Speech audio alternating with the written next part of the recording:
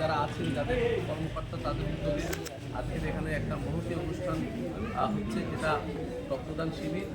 আপনারা জানেন এই যে রক্তের কোনো বিকল্প নেই। আমরা যারা এই রক্ত দিচ্ছি তাদের যে কত অবদান সেটা তুলনা করা যাবে না। যখন কোনো রোগগ্রস্ত মানুষ যখন রক্তের জন্য ছোটাছুটি করে সেটা আমাদের কাছে আসে, আপনারা জানেন। তো এই রক্তদান শিবিরে যারা উদ্যোক্তা তাদের আমি সাধুবাদ জানাই।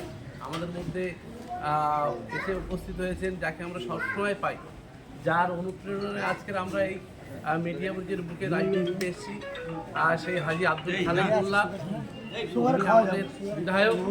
তিনি আপনাদের এই অনুষ্ঠানে এসেছেন, আমি তাকে ধন্যবাদ জানাই। এবং আপনারা যে এই অনুষ্ঠানটা করছেন আপনাদের অনেক অনেক ধন্যবাদ জানাই।